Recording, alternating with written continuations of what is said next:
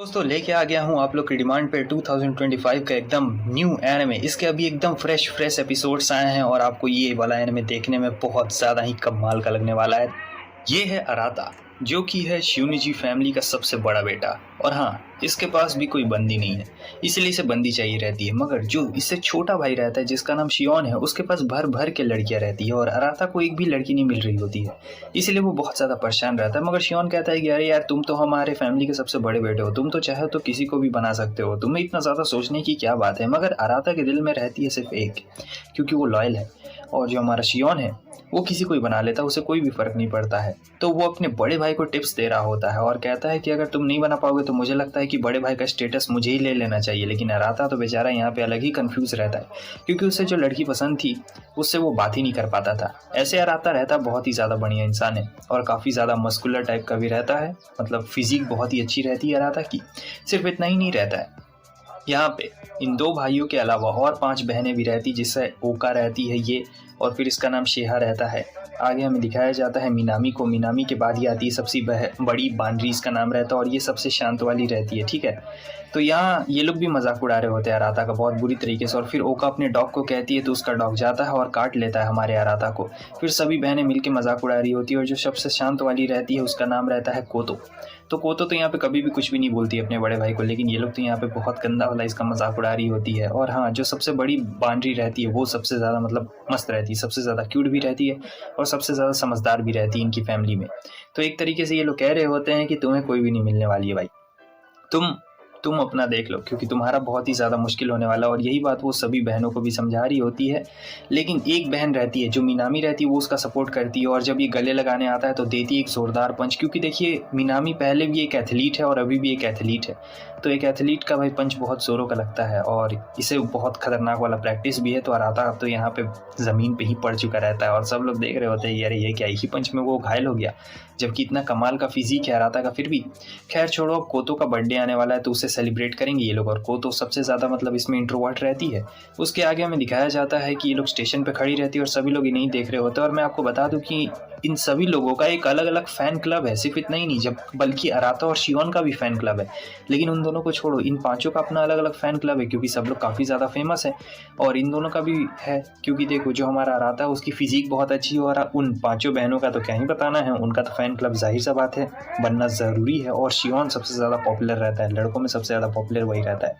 तो यहाँ पे इनके फ़ैन फॉलोइंग बहुत ज़्यादा रहते हैं, मैं आपको बता दूं। फिर जब ये लोग अपना आराम से आते हैं तो शियोन और अराता बात कर रहे होते हैं, जहाँ शियोन कहता है कि सभी लोगों को लगता है कि लड़कियों के बीच में घिर के रहना कितना ज़्यादा आसान काम है, मतलब आज ये मिल गया वो मिल गया। लेकिन नहीं, ऐसा बिल्कुल भी नहीं होता है। लड़कियों के बीच में घिर के रहना बहुत ही बड़ा मुश्किल काम होता है और हर कोई इसे हैंडल नहीं कर सकता है। मैं तो कर लेता हूँ, लेकिन भाई तुम नहीं लगता है कि तुम ये हैंडल कर पाओगे। मुझे तो लगता है कि तुम्हें एक बार जाके उससे पूछ ही लेना चाहिए। मगर नहीं, यहाँ पे तो हमारे अराता को बहुत ज़्यादा डर लग रहा होता है, क्योंकि वो पूछना नहीं चाहता था उस लड़की से जिसे वो पसंद करता था। और फिर हमें पता लगता है कि जो बानरी है वो सबसे टॉप कॉलेज में गई है और सबसे ज़्यादा होशियार भी है। और जो शेहा है वो साइंटिस्ट बनना चाहती है और ये साइंस में भी बहुत ज़्यादा अच्छी रहती है। मतलब क्लास में इसका मार्क्स भी बहुत ज़्यादा खतरनाक टाइप का आता है, मतलब लिटरली खतरनाक आता है। तो ये बहुत ज़्यादा स्मार्ट है। और आगे हमें दिखाया जाता है ओका को। तो इसमें क्लास प्रेसिडेंट बनने लायक खूबी है, मतलब ये भी पढ़ने में बहुत ज़्यादा अच्छी है और काफ़ी ज़्यादा कमाल की है, डेयरिंग भी है, बहुत ज़्यादा डेयरिंग है भाई, बहुत ज़्यादा। और हाँ, ये बहुत सभी बहनों में बहुत खतरनाक भी है, एक तरीके से पता चल जाएगा। और फिर बाद में मिनामी जो स्पोर्ट्स में बहुत ज़्यादा अच्छी है, और लास्ट में कोतो आती है जो छोटी है सबसे, लेकिन यहाँ इसके बारे में बताने में कुछ भी नहीं है क्योंकि वो इंट्रोवर्ट रहती है। और यहाँ पे उन दोनों के बारे में डिस्कशन करने के बाद वो कहता है कि तुम्हें उससे अपनी फीलिंग्स कह देनी चाहिए। मगर अराता कहता है कैसे, और इसका नाम रारा रहता है और यही वो लड़की रहती है जिसे अराता पसंद करता है। मगर बेचारा कभी भी कुछ बोल नहीं पाता है, क्योंकि जो रारा है वो बहुत ही खूबसूरत है और जो हमारा अराता है वो भी अच्छा है, मगर क्या करे, डरपोक है थोड़ा सा। और फिर यहाँ पे ये लेटे हुए सोच रहा होता है कि क्या करूँ यार, रारा को फ्रेंड रिक्वेस्ट भेज दूँ या फिर नहीं भेजूँ, क्योंकि अगर मान लो उसने रिजेक्ट कर दिया तो मुझे ऐसे ही बहुत बुरा लगेगा। ख्याली पुलाव बना लेता हूँ, उसी में ज़्यादा बढ़िया बात रहेगा। लेकिन यार नहीं यार, भेज देना चाहिए, नहीं भेजूंगा तो कैसा लगेगा, क्या करूँ क्या ना करूँ। उतनी देर में ओका वहाँ आती है और कहती है कि मुझे तुम्हारी मदद चाहिए थी।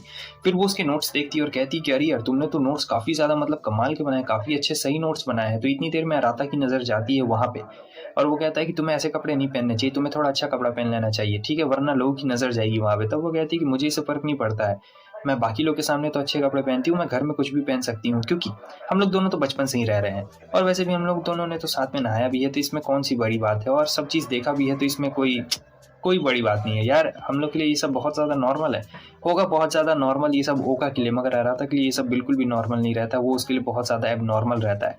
तो अब यहाँ पे बात छिड़ रही होती है, तो बात आ चुकी रहती है रारा की, तो वो रारा को बोल रही होती है कि देखो, क्या तुमने उसे फ्रेंड रिक्वेस्ट भेज दिया? सबको पता है कि तुम उसे पसंद करते हो। हाँ हाँ बोलो, भेज दिया क्या? क्या तुमने सचमुच भेज दिया क्या? राधा कहता है कि नहीं, मैंने नहीं भेजा।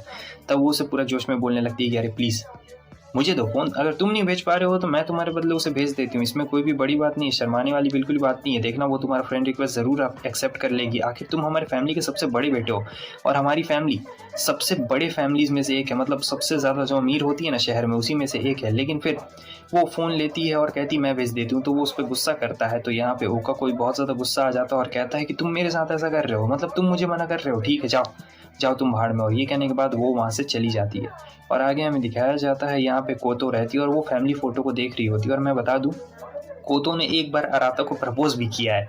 तुम लोग सोच रहे हो कि ये सब क्या है, मगर हाँ ये सब सचमुच हुआ है और उसी की फ़ोटो को देख रही होती है। बाद में हमें दिखाया जाता है कि ये आराम से बैठा हुआ रहता है मेन कैरेक्टर जैसा और फिर जा रहा होता है। उसकी बहनें भी रहती है लेकिन वो तो उन्हें साफ साफ इग्नोर कर देता है, भाई चुपचाप जा रहा होता है। फिर वो देखता है रारा को और वो भी किसी और लड़के के साथ। अब मैं बता नहीं सकता कितना बुरा फीलिंग हुआ होगा।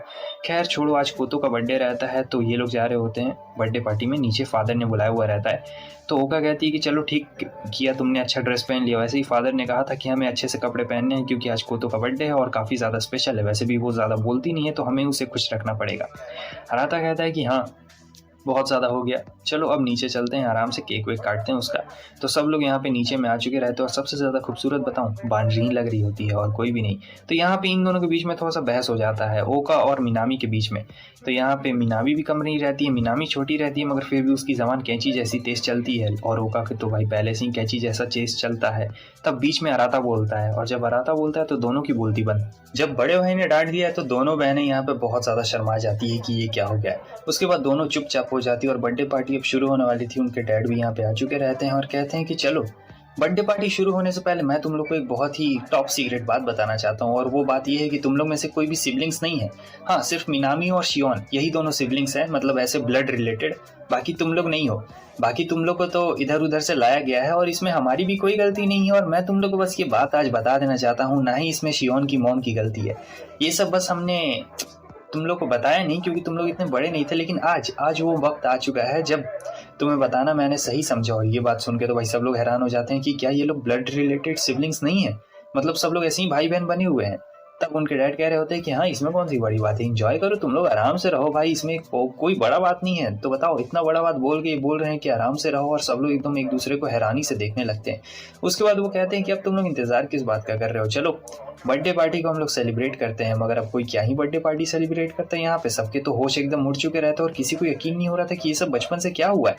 खैर इसके बाद जो इनमें से सबसे बड़ी बांदरी रहती है वो कहती है कि देखो हमने बचपन से ही एक दूसरे को भाई बहन ही माना है और अगर हम लोग चाहें तो अभी भी मान सकते हैं। ऐसा कुछ बात नहीं है कि अगर हम लोग ब्लड रिलेटेड ना है तो हम लोग एक दूसरे को भाई बहन नहीं बना सकते, हम लोग बना सकते हैं एक दूसरे को भाई बहन।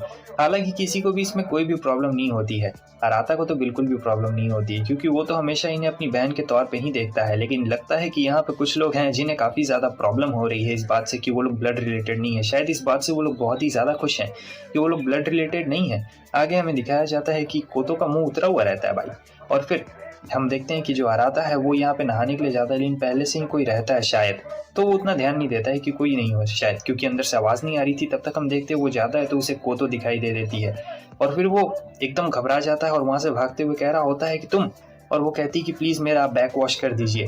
तो फिर वो उसका बैक वॉश कर रहा होता है क्योंकि बचपन से यही करता है। तो कहता है कि अब तुम बड़ी हो गई हो यार, तुम्हें ये सब नहीं करवाना चाहिए मुझसे, और तुम्हें नहाते वक्त थोड़ा आवाज़ करना चाहिए ताकि किसी को पता चल सके कि तुम अंदर हो। आगे हमें दिखाया जाता है कि शियोन आता है और ओका भी वहीं पे रहती है, जहाँ पे शियोन कह रहा होता है कि भले हम लोग ब्लड रिलेटेड ना हो लेकिन मैं तुम लोगों से एक बात कहना चाहूँगा कि तुम लोग मेरे हमेशा भाई बहन ही जैसे रहोगे। और रही बात अराता की, तो अराता तो मेरे लिए हमेशा मेरे बड़े भाई जैसा ही रहेगा क्योंकि जब भी मुझे कोई प्रॉब्लम हुई है तो उसी ने मेरा हमेशा सपोर्ट किया है, उसने मुझे हमेशा मोरल सपोर्ट दिया है और उसने मुझे बताया है, इसलिए मैं हमेशा उसे एक बड़े भाई के फिगर के रूप में ही देखता हूँ। आगे हम देखते हैं कि जब अराता जा रहा होता है तो कोतो उसे आके हक कर लेती है बहुत ज़ोर से, और ये देख के अराता भी एकदम हैरान तो शियोन यहाँ पे सिबलिंग मैरिज के बारे में बात कर रहा होता है, मगर ओका को बहुत ज़्यादा आ जाता है गुस्सा, क्योंकि यहाँ पे वो नाम ले लेता है अराता का। और ओका बताने लगती कि मुझे अराता ना भाई बिल्कुल भी नहीं पसंद है। भले वो उसे भाई मानती थी पहले भी, लेकिन तब भी वो नहीं पसंद करती थी और अब भी नहीं पसंद करती है। तब शियोन कह रहा था कि अरे क्या बात हो गई। तब बता रही होती कि कैसे जब वो लोग रूम में थे तब उसने बोला कि मुझे ढंग के कपड़े पहनने चाहिए, और वो मुझे वहाँ देखता भी। मुझे लगता है कि वो बहुत ज़्यादा ही मतलब बदतमीज़ टाइप का बंदा है और मुझे वो बिल्कुल भी नहीं पसंद। तो शियोन